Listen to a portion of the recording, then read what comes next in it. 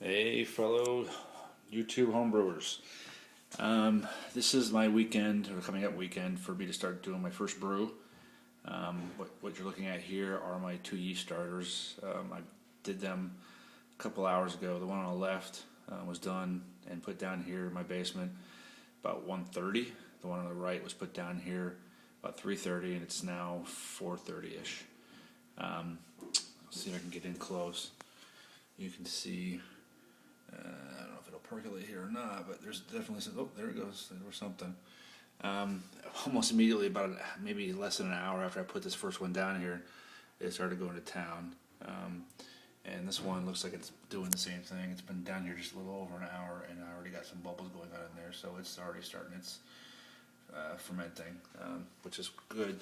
I used the Yeast starters. The one on the left is Northwest Ale. The one on the right is American Ale yeast. Because I'll be brewing a three-hearted ale and a Caribou Slobber Brown Ale, one being IPA and the other one being an American Brown Ale. I decided to do yeast starters for the benefits of using yeast starters to get the fermentation started faster. Keep hearing a lot of good things about using yeast starters, and I know on original gravity beers you should use them, but I think it's for that reason alone it's probably a good idea to get into using yeast starters. Period. That way becomes kind of second nature. I got a process down and I know how to do it, and these are the bottles I'll use, and we'll go to town. And by the way, I don't know if you saw, but as we went back in here, you'll see that these are actually milk jugs from a dairy here called the Oberweis. A friend of mine's teenage daughter works there, and I got a couple of them, and this works out perfect. They're the right size. They're a half gallon, and I probably do about no more than a half gallon starter each time anyways, so that works out. And they're really durable glass. They do well with heat. I actually did the boil each one of them different times and then poured them directly into these glasses. Now I should step back and say I actually put the bottles into a pan of water and heated it up to about 170 degrees so that the temperature difference wasn't huge. But of course I wasn't sure how I was going to cool it down fast enough inside these, because I know that temperature difference can break a glass, and I've already experimented with that and seen what it could do to the brown bottles. But to my surprise, putting these in, sinking and filling up slowly with water, these are strong enough glasses. I don't know if they're tempered or not. Maybe they are.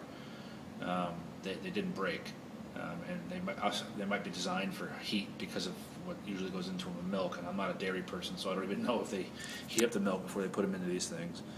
But worked out great, and perfect size, and they're clear, and I can see in them, and it worked out. So that worked out. To measure the temperature down here, I actually am using a remote thermometer, which is what you see in the right-hand corner there, and this is in a glass full of the gel that came out of the freezer pack that came with the Northern Brewer kits that I got for the yeast.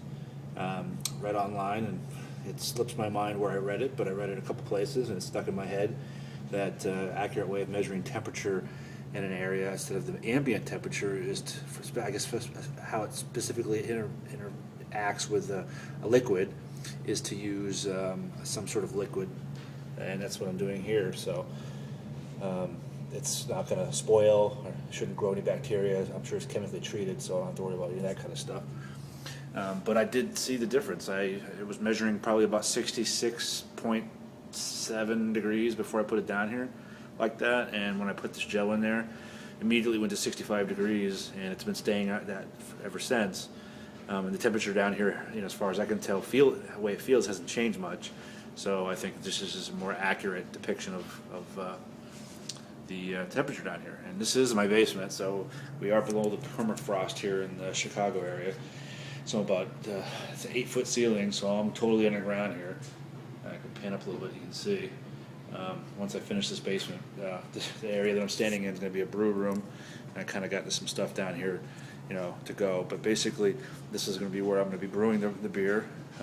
It's nice and dark down here. I'll pan around a little bit. You can kind of see how I have it set up. Got two windows. Those are those fire exit windows, and I have them blocked off with a makeshift sheet and a tension curtain rod, so that even when the lights are off and it's sunny during the day, it's pretty dark down here. until I get this brew room set up. That's the best way to do it.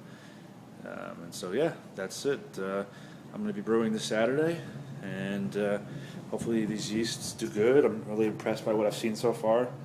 I guess if it's any indication, I must have done something right because they started fermenting right away. And I'm glad to see that. So hopefully the same thing will happen when I do this on Saturday. Talk to you soon.